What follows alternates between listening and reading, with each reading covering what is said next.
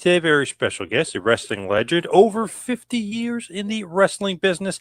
He has done it all, Mr. Les Thatcher. Les, welcome in. How you doing? Well, thank you, John. It's a pleasure to be with you, and always happy to talk wrestling. Love that. Obviously, like I mentioned, you've been in the business forever. What have you been doing lately? Anything as far as the wrestling business? Well, along with Vic Sosa, I do a weekly podcast. We're on the Observer site. Been doing that for over a dozen years with Vic, and I still do some training occasionally, and love doing that. I don't take any more bumps, John, but I still like to work with the young guys and like to work, like to train the guys. What do you think about the current product just in general? Do you like kind of the direction of where wrestling has gone?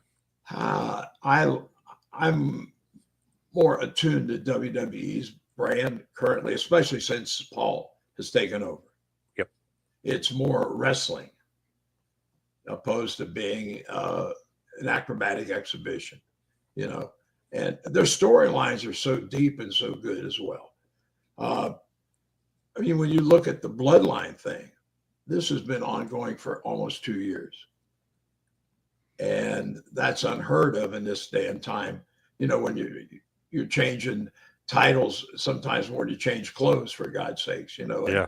Everybody's in a rush for everything.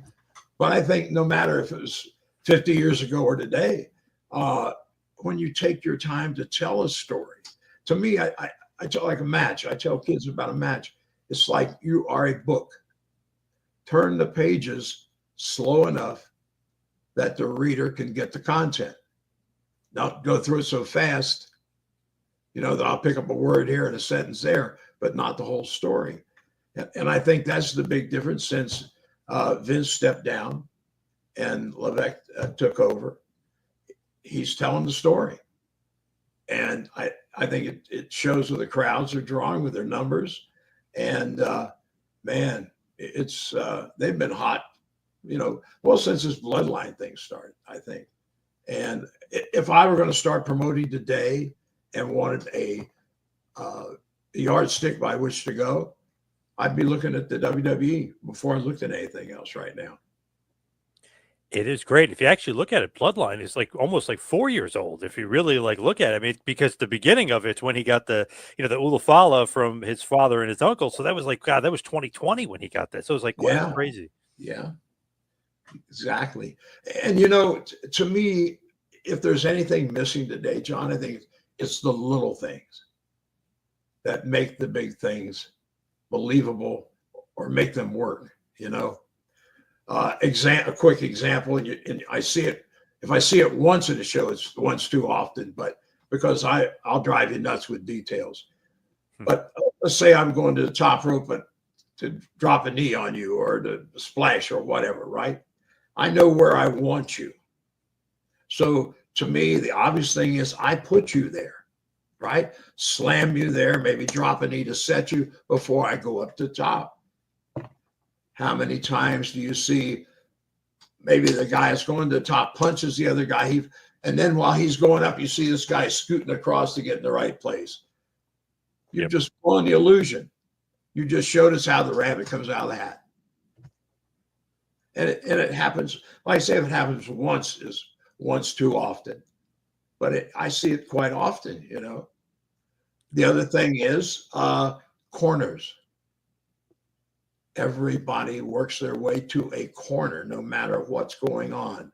You knock me down the middle of the ring, I'll find a way to get in the corner. And what's the first thing I tell you if I try and teach you to fight? Don't get cornered. Right, of course. Yeah, don't get backed into a corner. Yeah. Yep. Yeah, exactly. Why would I put myself there? You can say, well, it's just professional wrestling. But to me, the deal here is like if you're reading a good dramatic novel, you're watching a weekly TV series, you're watching a docuseries like Yellowstone, right? Don't want to miss it. Yep. They draw you in. You and I know it's not real. It doesn't matter, does it? You want to see that. Like a good detective novel or something, or a TV series. Why has Law and Order been on for like 25 years. Yeah. Right? They hook you. You want to see the next show. We have stopped doing that to a certain degree, I think, because I think with a lot of the young guys, subconsciously they look at it. I hear this so often. Everybody's smart. And if you tell me that, I'm going to say, John, you're not very smart. Hmm. Because no, everybody isn't smart. I don't know about you. I'm a huge pro football fan, right? And I've watched the game for years and years. Oh, I know all about it. No, I don't. I just know it from a fan's perspective. Yes, I played Sandlot and Beer League when I was younger. But I'm not, that's a whole nother thing too, So it's, and I think the people want to be engaged. They want to be drawn in. And there again, I think is what the bloodline has done. How many times when Sammy came into that as a mid-card guy, nothing special. I mean, not that his work hasn't changed, but the point is he was just a mid-card guy, right? Yes, 100%. He did his part there so beautifully. Every week you're saying, okay, next week they're going to kick his ass, right? Next week they're going to get him. They never did.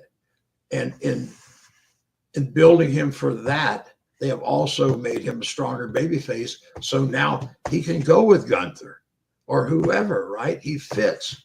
They made him stronger by making him the foil in the bloodline story. Yeah. Yep. And of course, both the Uso guys stepped up, and when it got down to getting ready for Mania, when you saw Rock and Roman and Cody and Seth, I thought, this is a master class in promos, for God's sakes, right? Oh my God, yeah. You just sit down and watch this. And when I say I'm being drawn in, I'm a tough guy to draw in, believe me. It's been 64 years that I've been playing around with this nonsense they call professional wrestling. So wow. I expect more, I really do. And they're giving me what they're doing with the bloodline. Well, the other storylines there as well. It's as close to what it was 50 years ago as it's going to get in this day and age, I think. But I think it also shows that the people want to be drawn in. They don't want it. They don't give a damn. And it's all show. Okay. Right. But that's what I don't understand. When I was 9 years old, I knew Roy Rogers wasn't really killing all those guys, right? But I wanted to believe. And that's and you tell, now I don't get to see everybody's shows. I see a couple other shows besides WWE. But I don't hear an audience respond to anybody else the way the people respond to the guys that are being pushed in WWE. It's as positive as you can get, Yeah, for sure. It is. And there's a lot of good talent out there, and everybody else could be, well, nobody's going to catch WWE at this point in time. Not in my lifetime, I don't think. No. They can do so much better if they followed, not copied what they're doing, but used the same style, to build. But everybody else seems to be in a big hurry. It's like, double part. I got to hurry up. So, yeah. And that's more an indie thing I see on the indies more than any place else, right? We got to do 15 spots in 13 seconds. You can't let the people sit there. Yes, you can. Yes, you can. Yeah, Roman. I say the little things I think are important too.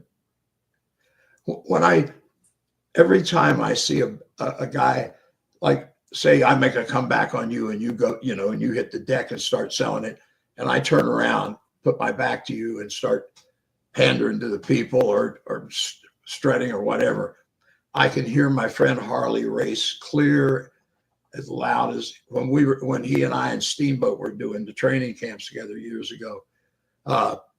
Harley would see a kid turn his back on his opponent, right? Harley'd say, do you know what would happen if you turned your back on me when you turned back around? What's that, sir? I'd knock you on your ass. That's as insulting as you can get to your opponent, turning your back on him. Yes. Big time. Now, a lot of these things you're not thinking about consciously, but if you want to buy into this, subconsciously, something's telling you it's not registering as real, you know? Am I making sense? I hope. 100%. Yeah. Yep. Nailing right on the head. Yeah. If you turn your back in a fight, my God, are you crazy? Like, Sure. yeah, you Sure. never do that. No, no. And there's Jimmy Cornette says it best. You realize why the ring is is elevated so everybody can see. Okay, let's jump out and wrestle on the floor. Hello? But I mean, there's some. To me, if I were running a program, the referees would actually have something to do. You and your opponent hit the floor. That's a 20 count. You got 19 to get back in. If you roll in and roll back out, you just broke the count, but I can still count the other guy out.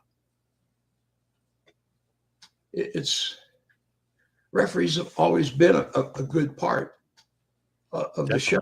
You know, they can make it or break it at times.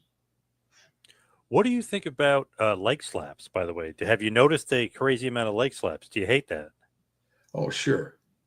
Or the thigh slap or the knee slap, like the, yeah. No, the slaps, yes. Yeah. Yes, yes. Yeah. Yeah. Yeah. Well, you know what? We did things 50 years ago, 40 years ago, whatever, that weren't real, but we didn't do them 5 times in a row. Right. We did it and got away from it. You didn't have time to dwell on it.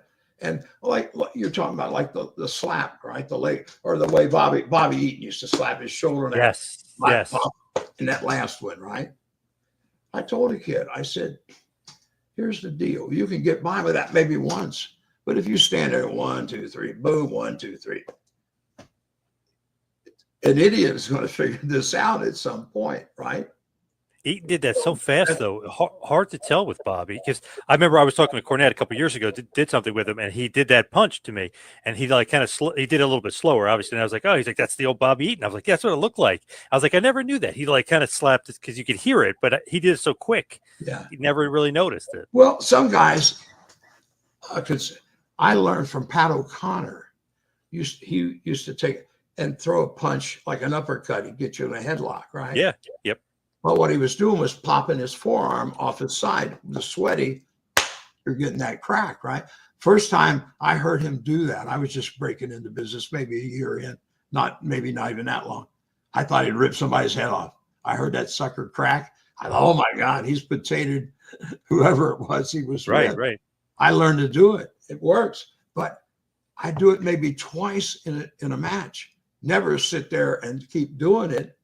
Again, a magician sleight of hand, he doesn't go back doing the same thing over and over again, because there's a much better chance of you catching on.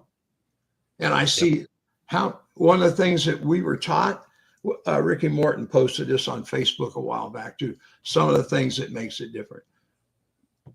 Watch the match before you. And if they're doing the thing you thought you might do, then don't do it. How many matches do you see that doesn't have a dive? Right. 0 now. Yeah. You know what I tell young guys?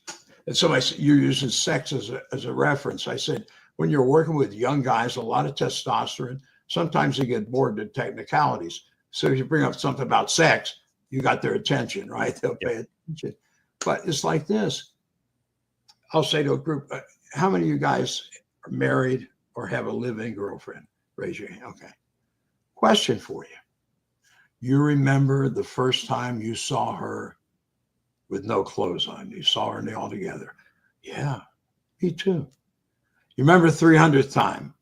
Don't bother to answer, because I know the answer, because my answer and your answer and John's answer are all going to be the same. No, I don't remember the 300th time. And there's my point. you keep seeing the same thing over and over again. The mystery or the mystique or the impact it has on you diminishes quite a bit. And if you're seeing it in every match, I don't care if I never see a table break, right? I really don't.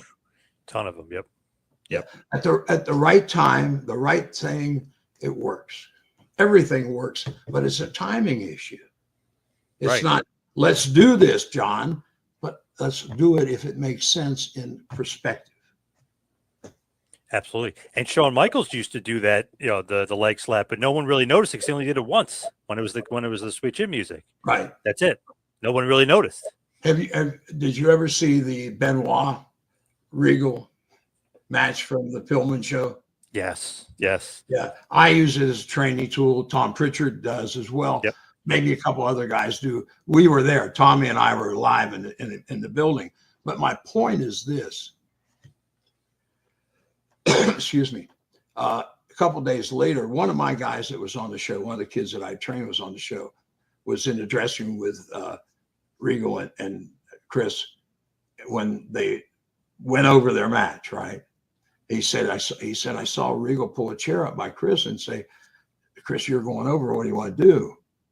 He said, so I wanted to hear what these two guys are going to say, And Chris said, well, what if we do this? And Regal said, well, change that up a little. And you remember the spot we did a couple of years ago and such? Yeah. If the big word here is if it fits, we'll throw it in. He said it. And then Regal pulled his chair and went back to the other side of the room. I said, and? What do you mean, and? And they went out and stole the damn show, didn't they? Blew the roof off the building. They talked about it, what, 30 seconds, a minute? They're pros. They're craftsmen. There are very few of them left. Yeah, so true. And Dr. Tom said no wasted motion that whole match. No, and it was a wrestling. It was a competition between two athletes. And if you pay it, if you can hear, if you were in that building, right, realize there were so many top guys there. And oh my God, yeah. They start wrestling, and a couple idiots way in the back are boring. We didn't throw them out, but we should have. But anyway, but as that match built, right, I could feel it. At the end, if you got the right, you can see me jump up on the apron, right, and hug Benoit. I wanted to be in that. I knew what was coming. I knew what was the way they were building it, what the finish. You could feel the people coming. Now, the dressing rooms for that show were in the basement. And before they hit the finish, I looked over toward the dressing room, and the guys were all up pushing each other out of the way to watch the damn match, right? And when they hit the finish, that place exploded, right? It blew the roof off. And it was from here, from their heart. That's the difference. You can be a great acrobat, a great athlete, and you can sit down and tell, I'm going to do this and this and this, and that's great. But none of it is great if it's not done at the proper time. And that masterclass. Yeah. And that's today I see so much done with why? Why they just do that for? I had the craziest story, and we'll talk about anything else, but I want about blood. I won't embarrass who I've seen a couple of guys in the same company, like they wanted to advertise. Let me saw my head in half, right? I wanted to strangle him, right? And I said something to a buddy that worked in the company. I said, man, I lost my mind when I saw that. He said, oh, the producer forgot to tell the cameraman to pull away. I said, never mind the producer or the cameraman. When we got juice, we had to be able to hide it because there was no cameraman. Plus, how about the few thousand people in the building, for God's sakes? Right. You want to know? Again, it's You know, I don't know if you watch America's Got Talent, but some great magicians are on there. I love it. I don't want to know. Yeah, yeah, One exactly. of my students is a hell of a magician, Nigel McGuinness, Yes. right? I don't know how I've stood right there and watched him. How the hell do you do that? But that's why it's entertaining to me, because I don't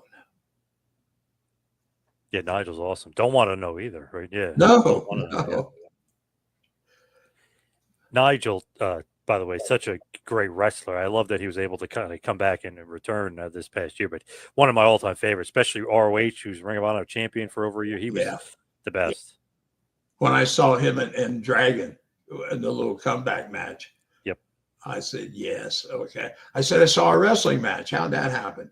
How'd that get thrown in there? Yeah, But what yeah, probably the greatest technical wrestler versus a British guy who's a great technical wrestler. It's like Benoit versus Regal all over again. yeah, yeah. And you know what? The thing that makes them so good, the thing that made Benoit and Regal so, their passion, their heart, their love, not just I don't want to just get out in front of people and make them yell, but this is who I am, this is what I do. I think that's lost in it. Well, and I think part of the reason it's lost, John, is because they come in knowing that it's a show. So that's all they expect it to be, is a show. When I got on a Greyhound bus in February 1960 to go to Boston to learn my craft, if you'd have asked me if wrestling was real, I'd have said yes. 19 years old. I didn't know what to expect, but I had no idea it was a work. I had no idea it was a show. And Wow. It's funny when I talk to classes and tell, and I say, I started my training in February of 1960. Got my first match July the 4th, 1960. And they'll say, when they smarten you up? July the 4th, 1960. Wow. What happened in between? Well, I got my ass handed to me a few times, but I learned to respect the people and the business. And I think that's a big difference, really. Talk to the guys that are running schools full time now, and a lot of these guys come in for, well, how do I do this dive, or how do I, they don't even care if they learn a hold, right? Just, can I do this dive? Got to learn the basics, right? Basics and fundamentals first. Sure. But it's like, well, I want to do that cool thing, right? The sunset flip or whatever. It's not a carnival ride. This is a business. And you start it's like learning anything else. I tell you what, when a lot of guys come in, especially now, realizing it's predetermined, so they come in with the idea, oh, it's all a show, I can be an actor, till they take a couple bumps.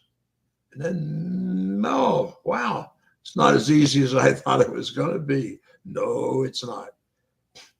To be really, really top flight at this, you have to live it. It has to be your life. It does. I mean, you can't.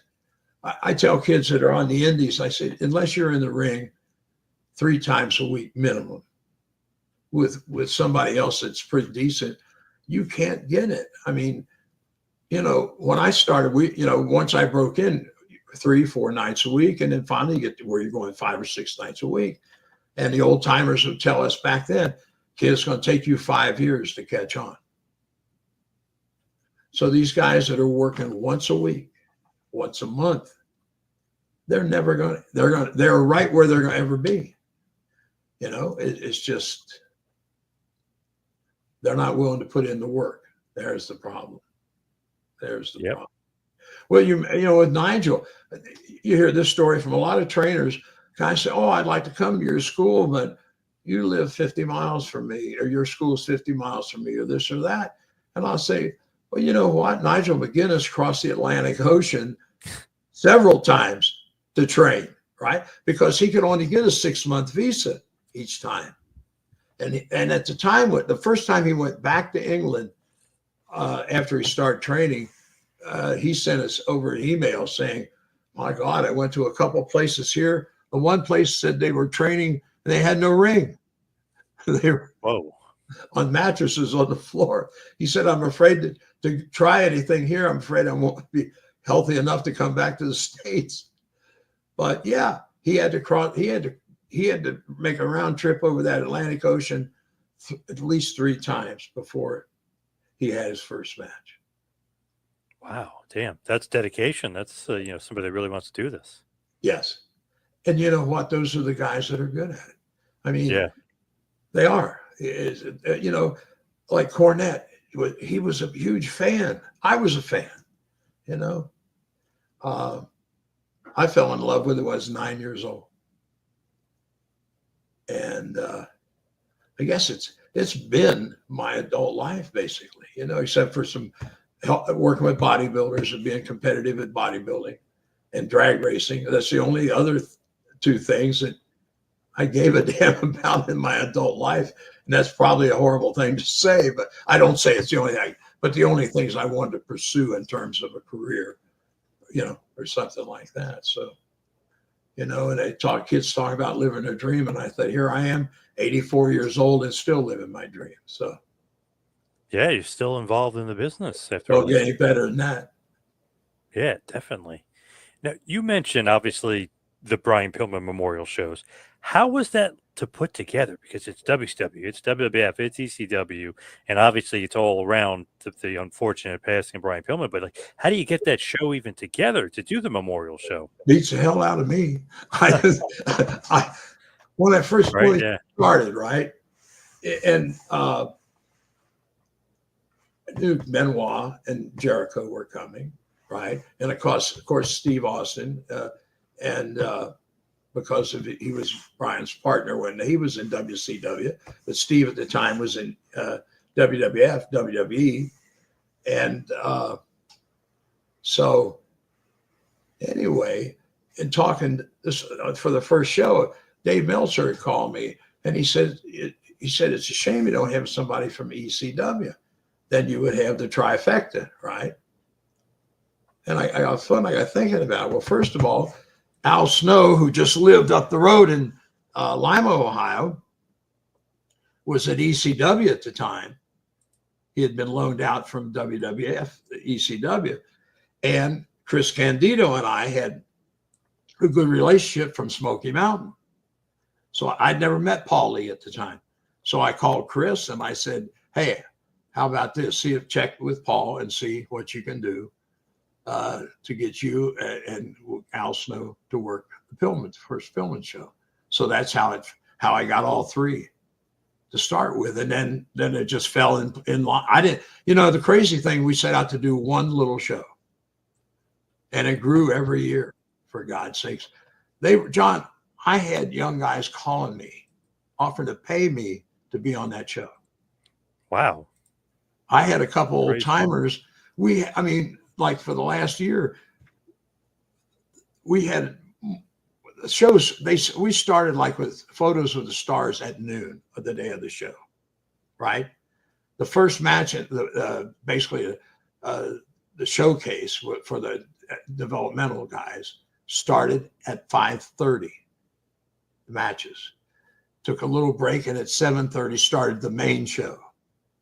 So there was something going on from noon till virtually almost midnight on the day of the show. And the people, I didn't know what was going to happen. That first year, we were in Brian's junior high school gym, and there were people lined up around the building. We had to turn away about over 400 people that night. We couldn't get them in the gym. I had no idea that was going to happen. Right. And like I say, at first we thought, okay, do this one show. And then after we dropped everybody the next day off the airport, I'm sitting in the gym and I'm thinking, we can do another one. And then the second one, and the third one, and then by the fourth one, Brian's widow had remarried, and the guys realized that's the thing too. The guys were giving up their day off, right, to be with their families. Their companies paid for the flights. We put them up in the hotel and fed them. And but they worked for nothing. and we had great matches. It was, I mean, I never told. It's like, what do you want? The first year, you know, like Benoit and Jericho were the main event. What do you want? I said, I want you guys to go out there and blow the roof off the place. Do whatever you think you want to do. What you want to do. Do what you do best. It's on you. And of course, we had guys from all three of the major companies. Plus, we had some of the top independent guys, and you knew everybody wanted to be the best. But nobody. It wasn't like I'm going out there and do better than you, right? But everybody worked together. It was great. I mean, it really was. The first year, Terry Taylor had come to watch, and we're sitting up the bleachers and watching Benoit and Jericho, and he leaned over and he said, "Dan," he said, "these guys are working harder for you for nothing than they do for us for money." Wow. I said, "Well, the only thing that's on the line here is their reputation. They don't get paid for that." So, but yeah, I love those shows. Everybody busted their hump. They really did, John. Everybody, the volunteers, the wrestlers, everybody just worked hard. Funny story, the year of the Benoit Regal match, just incredible. And how did he wrestle? Scotty. They worked and got blood. Nobody told them to, right? So I hear this late.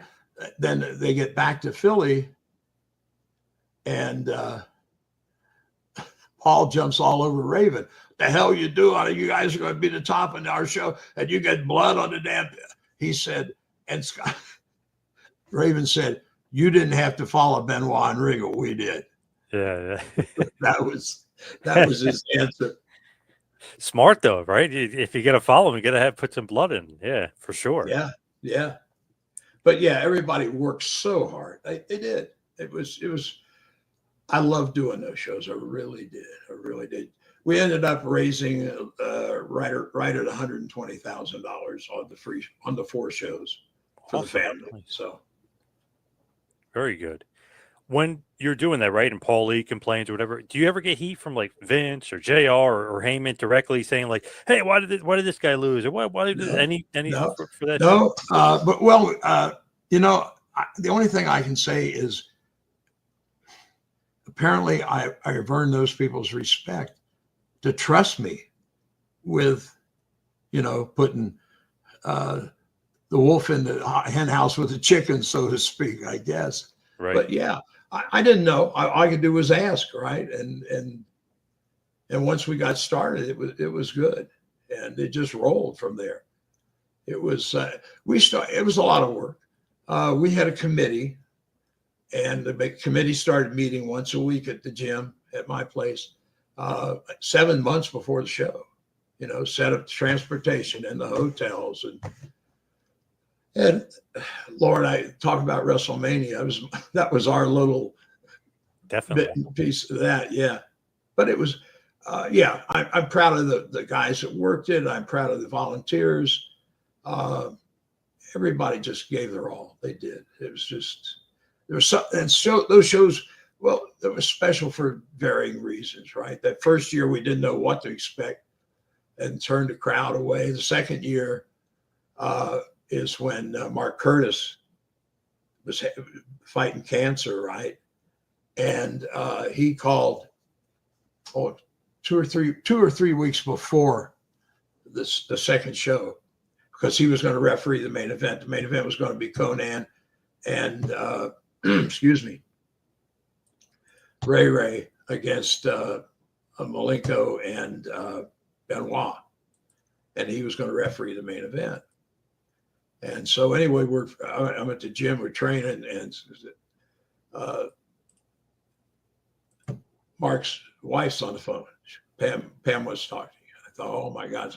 So I get on the phone and she said, his his weight's dropping. We're going to take him to the hospital to get them, to kick his weight back up and to put some vitamins in him. But I wanted to call you and let you know. And he's in the background. Yeah. Tell him I'll be there for the show.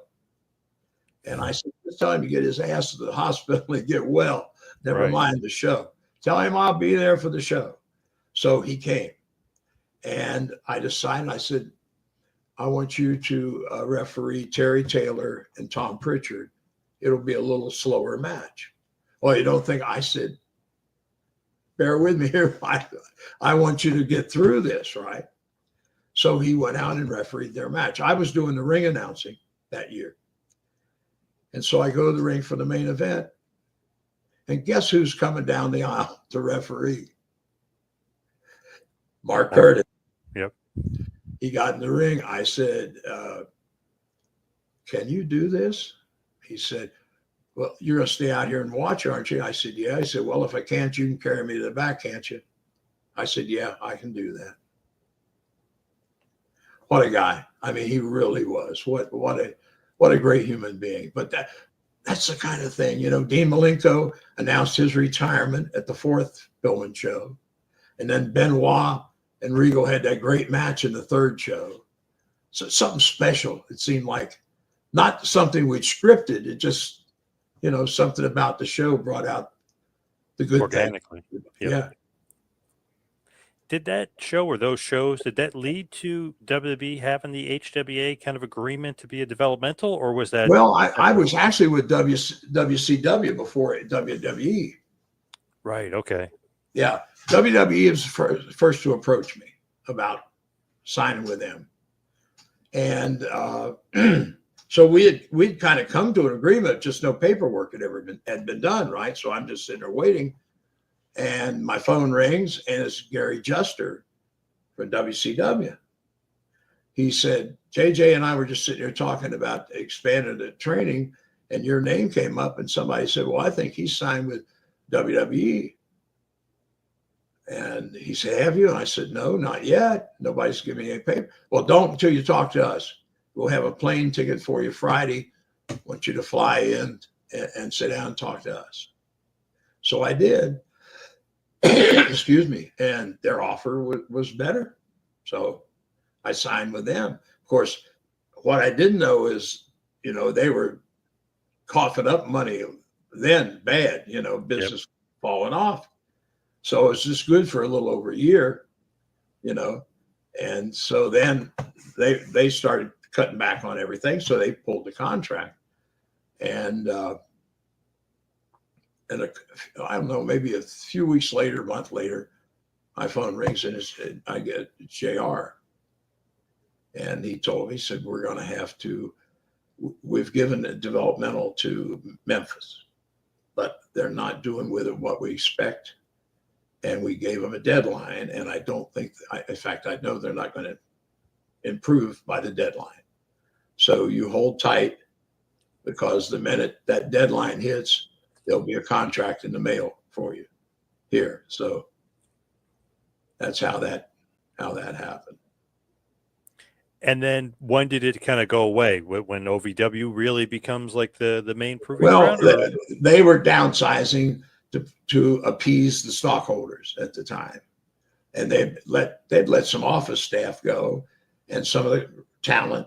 And since I was the newer of the 2 training facilities, and on top of that, Danny had borrowed a fair chunk of money to improve his gym and then move to a better, you know, place. So he was into them for a loan as well, but again, Danny had been there longer. So I assumed, you know, it would be us to take, you know, to get the cut. But yeah, it was a good run. It really was. Well, Vince had offered, I did magazines for Vince back in the late 70s. I did a Mid-Atlantic magazine for the Crockett office called Mid-Atlantic Championship Wrestling.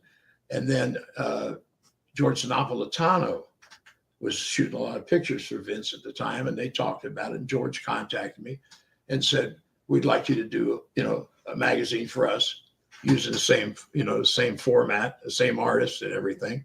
So I did 5 issues for Vince there. And excuse me, then in 85, they flew me up. This is when he was first starting his run to take over the country. George Scott was his booker at the time, and George and I had worked together in the Carolinas. So they flew me up and offered me spot to take over all the promos. At the time, they were doing the promos in a different town every night, right? They had the soundproof tents, so you're going to be on the road all the time. And it was a good offer, but I had just moved back. I was moving back to Cincinnati to take care of to help my mom. My dad had passed away about a year and a half earlier, right? So I had mentioned to Vince that I wanted to live in Cincinnati, but he wanted me to live in Stanford. He said, "We'll move your mom to Stanford." I wasn't going to go over that with him, but she had the same next door neighbors for God knows 30 years, right? She's comfortable there. Why would I put her in Stanford where she doesn't know anybody? And I'm going to be on the road 7, 8, 9 days at a time. It just won't fly. So I say it was a good offer, but I passed it up. And you know what JR says about Stamford, Connecticut, right? Well, Overpriced hellhole. well, Cornette said basically the same thing, only a little rougher around the edges. Yeah. You don't want to have to move her up there of all places. It's way too busy. Right. No, I sure didn't. But when you look at HWA, right, I think a lot of people remember it fondly. I always think about like the guys that are there for a little bit and then they end up in WB. You know what I mean? Like Umaga. You know what I mean? Like when he's or ECMO. When he's going to the Island Boys deal, right? They went through there. It's kind of a cool little thing if you look at it through history. It's like, where were they before WB? And then you look a lot of times HWA at one point. Yeah. Oh, I had a hell of a crew, John. I really did. I've said this all along. My cruiserweight roster could have been put on SmackDown or Raw, and they wouldn't have missed a beat. I mean, seriously, I had a good crew all over. I mean, but the cruiserweight guys were, collectively a hell of a crew as well. But yeah, it was a great experience. It really was. I enjoyed it very, very much working with the guys. And of course, the biggest down thing there was Russ Haas died in Cincinnati in December the 15th, as a matter of fact. Yeah. Russ was such a good guy too. That was such a bummer. But yeah, I had a good crew of guys. I mean, not only the guys from WWE and WCW, but also my own, guys. Well, Nigel and Shark Boy and Matt Stryker, and we're all there at the time too. So I talk about. My problem was I had too many good guys, and I hate doing like 3 ways and 4 ways and all that, but I was, because I had to get everybody out there and let them work, right? So right, that's the way it was. But yeah, it was a great time. I look back and I still want to do some of it. Like I say, you want to hire me to do a training camp today, I'm ready. I want to do it. But yeah, it's been a great life. It really has. Everybody says I wouldn't change a thing. Hell, I could probably tell you a million things I'd change, little things, right? But overall, I've been living my dream. So when you're doing HWA, right, and that's going on, who's the point of contact? Is it Johnny Ace or is it Jim Ross? As far as like, hey, this guy's coming up to WB, or hey, this guy, I want to see what this guy's got, or whatever. They made that decision. We did our TV at OVW. We did our TV on Sunday. Right. Yeah, yep. Danny did his on Wednesday night. We did ours on Sunday. And then he sent a copy of his and ours up to Stanford for them to look at, right? And then they might call and say, we've got a ticket for so-and-so waiting at the airport. We want to get a look at him at SmackDown or Raw or whatever.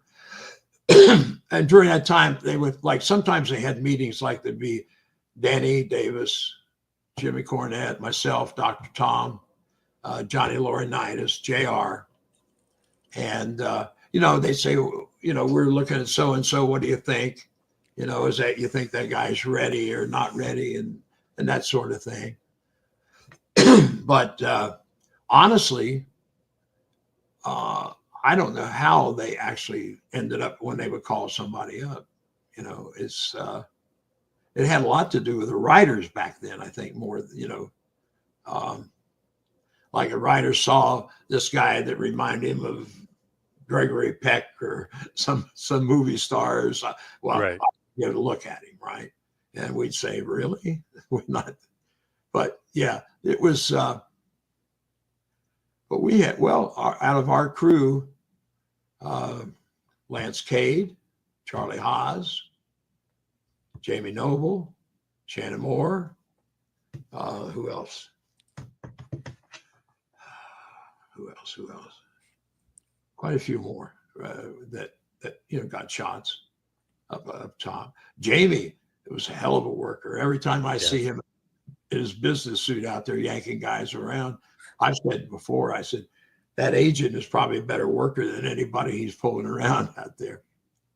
I remember when he had that small run in Ring of Honor when he was actually the Ring of Honor world champion. I was like, man, now everybody gets to see how good this guy is. He's having like 45-minute classics every night. He was great. He was a smaller version of Benoit, honestly. Yes. Yep. And it's funny, WCW, remember WCW had him in that like mask pretending he was Chinese or whatever, or Japanese for whatever they were doing. Jamie's son or whatever. Yeah, they were like, what? This is the guy you had? He's great. Yeah. Yeah. He didn't need a gimmick. I mean, he really didn't. He could wrestle his ass off. He really could. Just they put on a little Hank Jr. He'd come out. He'd be James Gibson. He was great. He was perfect. The funny thing is, he tried to clean. If you hear the promos he did when he was up in the main roster, right? Yep.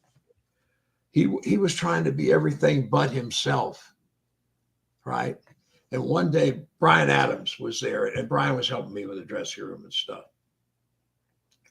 And we heard Jamie talk about, and my daddy said this and that. And I looked at Brian and I said, there's the damn voice we need on camera. Never mind him trying to sound like a Harvard professor, right? Yep. So we start working, and that's how we came up with the Redneck Messiah, right? Perfect. By God Noble. Yes, perfect. Yeah, then he obviously he kind of made it a little bit louder, a little more impactful, but he'd be like, idiot. Yeah. He was great. Exactly. Yeah. Great hand. Yeah, I feel like maybe people don't appreciate how good he was in ring. Yeah, it's a shame. There's a lot of great workers that never get to show their wares at the top of the industry for some reason, And I'll tell you, the general manager of Raw is a hell of a worker.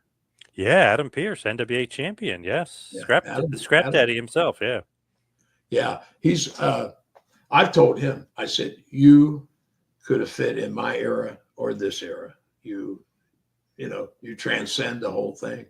I mean, he's that good. He really is. I'll tell you the truth. He's the best damn general manager I've seen on WWE/WWF, because I got so tired of seeing the evil general managers or the stupid general managers. Yep.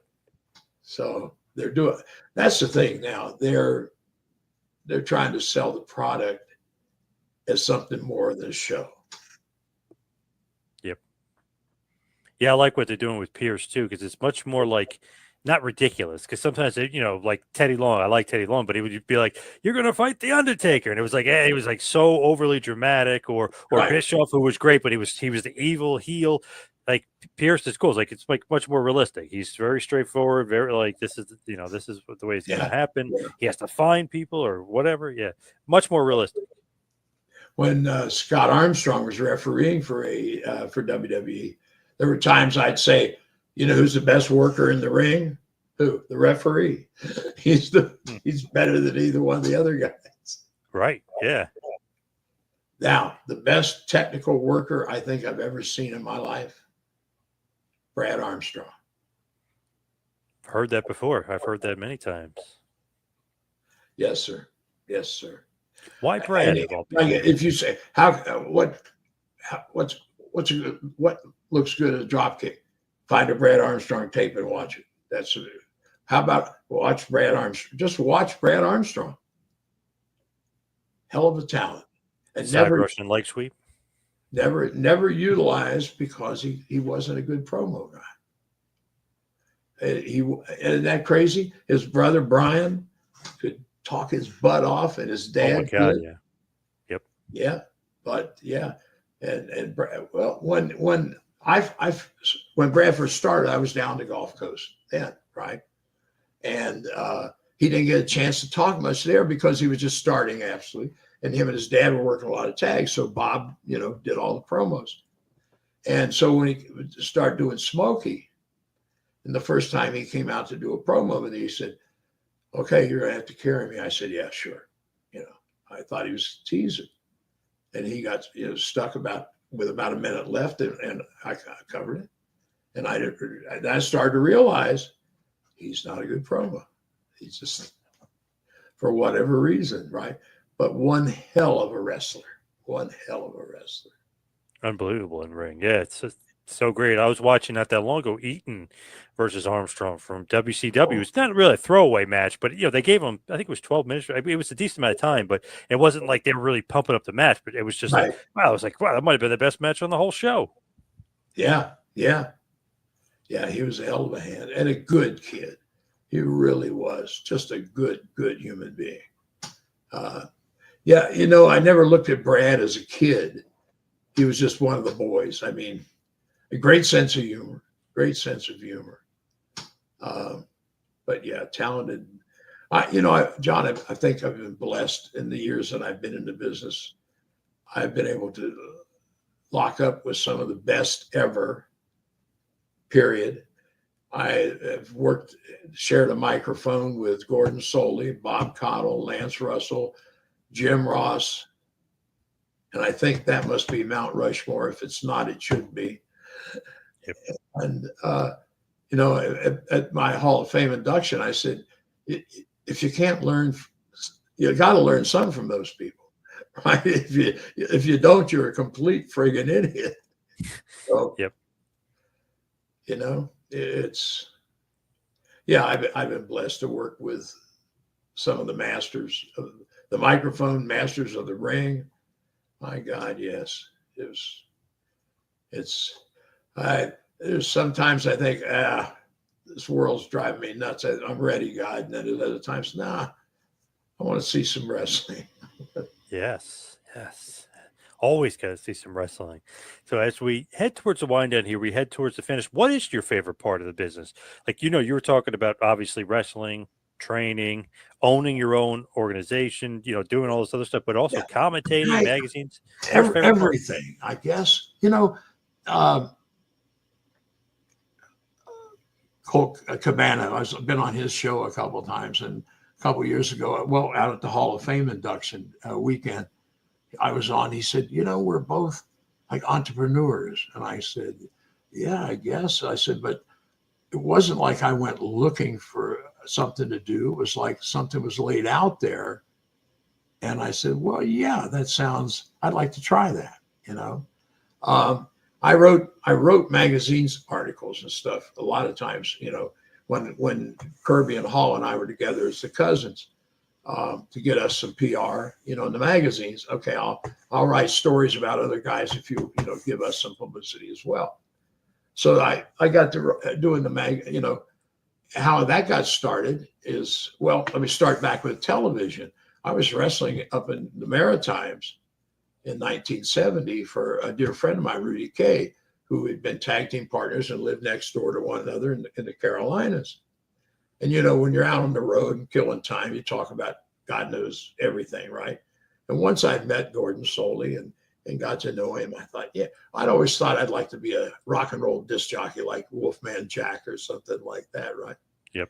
I said, yeah, I'd like to do wrestling if I could do it like Soley. And so anyway, so Rudy called me and said, hey, I'd like you to come up wrestle for me for the summer up in the Maritime provinces. So I went up. And so anyway, his announcer had family in Toronto. And a member of the family passed away. And he had to fly back to Toronto to take care of, some of the, I don't know what all it was, arrangements. And so anyway, we wrestled in Moncton where we lived on Monday night. then we went to Halifax on Tuesday for house show, Halifax TV Wednesday morning. So Rudy calls me Monday afternoon. He just started shooting the breeze and then said, when we were riding around in the Carolinas, you were talking about you'd like to try broadcasting like Gordon Soley. And I said, yeah. He said, well, bring a coat and tie when we go to Halifax tomorrow.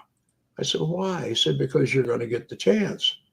He said, my commentator had to go back to Toronto. And Rudy was known, and his brothers, for being Rivers, right? And I'm thinking, okay, this is a joke. And you're going to have me come dressed up the TV station on Wednesday morning and say, we got you, didn't we, right? I thought he was joking. He finally convinced me, no, you're going to do this. So that Wednesday morning, I sat down at a microphone. I had never cued in and out of a segment, never opened a show, never done anything like that in my life before. And we were off to the races. So I was only supposed to do a few weeks. And like after the third week, he called me and he said, look, you're doing a good job. I'm going to just let you go ahead and finish up the season. I'll add extra to your pay, and I'm going to let the other guys stay in Toronto. I said, okay. So we did, finished out the season. He wanted me to come back the next year and just skip wrestling and help him in the office, do the program and help produce TV show and everything. But at the time, I'd only been wrestling 10 years. I still had gas in the tank and still wanted to wrestle. So I said, no, I'll pass on it. So anyway, long story short, came back to the States, made a couple different jumps. And Danny Miller and I ended up getting sent out of Tampa to Charlotte to be the number 2 babyface tag team. And so one day I was in the office there, and Lord Littlebrook was in there, who I know from different places, but he had been up in Canada with us too the summer before. And he said to Mr. Crockett, he said, why isn't Les on your TV? And Mr. Crockett said, well, Brooke, he is on my TV. No. He said, I don't mean wrestling. I mean as a commentator. He said, well, I don't know he did that. Well, he did a job for Rudy Kay last summer. And Mr. Crockett said, well, you never told me. I said, didn't think you'd want to know. Well, let's give it a try. Okay. So that's how, just that started. Looking at I was in Mr. Crockett's office looking through these like autograph books. They said, well, like a picture of a wrestler, right, with a little thumbnail sketch, right? And you could have signed autographs. And I'm looking through it, and I said, you don't do these anymore, Mr. Crockett? He said, well, so-and-so was here, and he did those. No, we don't do them anymore. He said, why don't you do one? I said, do one. He said, well, we got all these pictures here and stuff. You want to try to throw something together, put it together, and if I like it, we'll get it printed, and I'll cut you in. That's how I got started doing magazines, and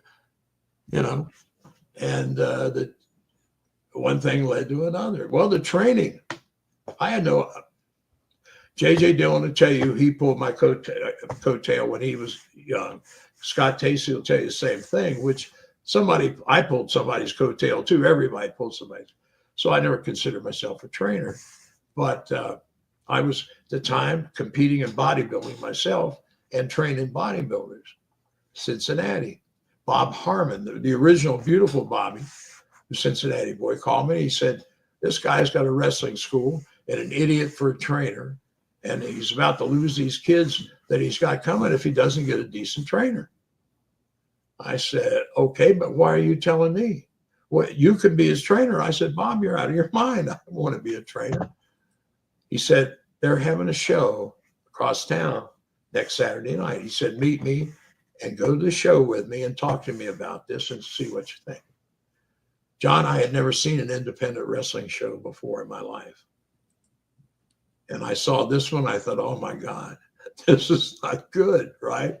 And I saw this one kid go out in the ring and grab a chair and take it back in the ring with him. And I could tell the way he was holding the chair, he didn't know what to do with it. And sure enough, he didn't. He nailed his opponent and rung the guy's bell enough. The guy's walking around in a daze. They had to go out and help the guy out of the ring. Now the promoter and the guy that owns the school is Bob sitting next to me and the promoter. I leaned over to Bob. I said, this kid don't know what he's doing. How long has this kid been training? Bob come back. He said, he's been to 4 sessions. I thought, oh my God.